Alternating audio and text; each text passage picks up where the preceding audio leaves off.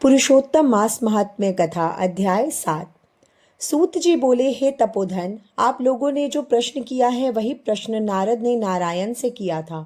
सो नारायण ने जो उत्तर दिया वही मैं आप लोगों से कहता हूँ। नारद जी बोले, विष्णु ने अधिमास का अपार दुख निवेदन करके जब मौन धारण किया, तब हे बद्रीपते, पुरुषोत्तम ने क्या किया सो इस समय आप हमसे कहिए। श्री नारायण बोले, हे वत्स, गोलोकनाथ श्री कृष्ण ने विष्णु के प्रति जो कहा वह अत्यंत गुप्त है, परंतु भक्त, आस्तिक, सेवक, दंभ रहित अधिकारी पुरुष को कहना चाहिए, अतः मैं सब कहता हूँ, सुनो। यह आख्यान सत्कीर्ति, पुण्य यश सुपुत्र का दाता, राजा को वश में करने वाला है और दरिद्रता को नाश करने वाला एवं बड़े पुण्यों से सुनने को मिलता है। जिस प्रकार इसको सुने उसी प्रकार अनन्य भक्ति से सुने हुए कर्मों को करना भी चाहिए। श्री पुरुषोत्तम बोले, हे विष्णु, आपने बड़ा अच्छा किया जो मलमास को लेकर यहाँ आए। इससे आप लोक में कीर्ति पावेंगे। आपने जिसका उद्धार स्वीकार किया उसको हमने ही स्वीकार किया, ऐसा समझो। अतः इसको हम अपने समान सर्वोपरि करेंगे। गुणों से, कीर्ति के अनुभाव से, पराक्रम से, भक्तों को वर देने से और जो भी मेरे गुण हैं उनसे मैं पुरुषोत्तम जैसे लोक में प्रसिद्ध हूँ, वैसे ही यह मलमास भी लोकों में पुरुषोत्तम करके प्रसिद्ध होगा। मेरे में जितने गुण हैं वे सब आज से मैंने इसे दे दिए। पुरुषोत्तम जो मेरा नाम लोक में तथा वेद में प्रसिद्ध है, वह भी आपकी प्रसन्नता का अर्थ आज मैंने इसे दे दिया। हे मधुसूदन, आज से मैं इस अधिमास का स्वामी भी हुआ। इसके पुरुषोत्तम इस नाम से सब जगत पवित्र होगा।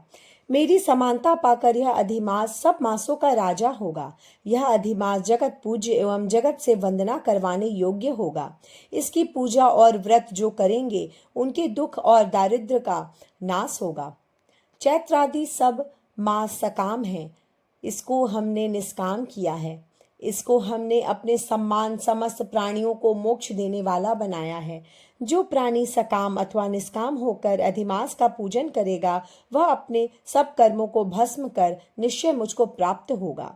जिस परम पद प्राप्ति के लिए बड़े भाग्य वाले यति ब्रह्मचारी लोग तप करते हैं और महात्मा लोग निराहार व्रत करते हैं एवं दृढ़ व्रत लोग फल पत्ता वायु भक्षण कर रहते हैं और काम क्रोध रहित जितेंद्रिय रहते हैं, वे और वर्षा काल के मैदान में रहने वाले, जाड़े में शीत गर्मी में धूप सहन करने वाले मेरे पद के लिए यत्न करते रहते हैं। हे गरुड़ ध्वज, तब भी वे मेरे अव्यय परम पद को ही नहीं प्राप्त होते हैं। परंतु पुरुषोत्तम के भक्त एक मास के ही व्रत से बिना परिश्रम जरा मृत्यु रहित उस परम पद को पा लेंगे। यह अधिमास व्रत संपूर्ण साधनों में श्रेष्ठ साधन है और समस्त कामनाओं के फल की सिद्धि को देने वाला है। अतः इस पुरुषोत्तम मास का व्रत सबको करना चाहिए। हल से खेत में बोए हुए बीज जैसे करोड़ों गुना बढ़ते हैं, तैसे मेरे पुरुषोत्तम मास में किया हुआ पुण्य करोड़ों गुना अधिक होता है।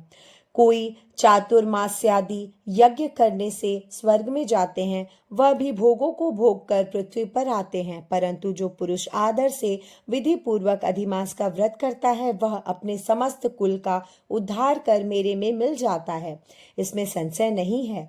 मुझे प्राप्त होकर प्राणी पुनः जन्म मृत्यु भय से युक्त एवं आदि व्याधि और जरा से ग्रस्त संसार में फिर नहीं आता। जहां जाकर फिर पतन नहीं होता सो मेरा परम धाम है। ऐसा जो वेदों का वचन है वह सत्य है, असत्य कैसे हो सकता है। यह अधिमास और इसका स्वामी मैं ही हूँ और मैंने ही इसे बनाया है, और पुरुषोत्तम यह जो मेरा नाम है सो भी मैंने ही इसे दिया है। अतः इसके भक्तों की मुझे दिन रात चिंता बनी रहती है। उसके भक्तों की मनः कामनाओं को मुझे ही पूर्ण करना पड़ता है। कभी कभी मेरे भक्तों का अपराध भी गणना में आ जाता है, परंतु पुरुषोत्तम मास के भक्तों का अपराध मैं कभी नहीं गिनता। हे विष्णु, मेरी आराधना से मेरे भक्तों की आराधना करना मुझे प्रिय है। मेरे भक्तों की कामना पूर्ण करने में मुझे कभी देर भी हो जाती है, किंतु मेरे मास के जो भक्त हैं उनकी कामना पूर्ण करने में मुझे कभी भी विलंब नहीं होता है। मेरे मास के जो भक्त हैं वे मेरे अत्यंत प्रिय हैं। जो मनुष्य इस अधिमास में जप दान नहीं करते वे महामूर्ख हैं, और जो पुण्य कर्म रहित प्राणी स्नान भी नहीं करते एवं देवता तीर्थ द्विजों से द्वेष करते हैं वे दुष्ट, अभागी और दूसरे के भाग्य से जीवन चलने वाले होते हैं। जिस प्रकार खरगोश के सींग कदापि नहीं होते, वैसे ही अधिमास में स्नान आदि न करने वालों को स्वप्न में भी सुख प्राप्त नहीं होता। जो मूर्ख मेरे प्रिय मलमास का निरादर करते हैं और मलमास में धर्माचरण नहीं करते हैं, वे सर्वदा नरकगामी होते हैं।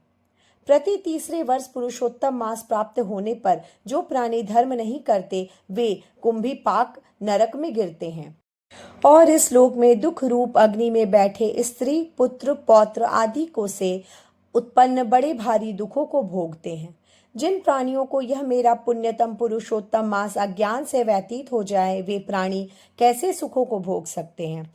जो भाग्यशालिनी स्त्रियां सौभाग्य और पुत्र सुख चाहने की इच्छा से अधिमास में स्नान, दान, पूजन आदि करती हैं और उन्हें सौभाग्य, संपूर्ण संपत्ति और पुत्र आदि यह अधिमास देता है। जिनका यह मेरे नाम वाला पुरुषोत्तम मास दान आदि से रहित बीत जाता है, उनके अनुकूल मैं नहीं रहता और न उन्हें पति सुख प्राप्त होता है। भाई, पुत्र, धनों का सुख तो उसे स्वप्न में भी दुर्लभ है। अतः विशेष करके सब प्राणियों को अधिमास में स्नान, पूजा, जप आदि और विशेष करके शक्ति के अनुसार दान अवश्य करना चाहिए।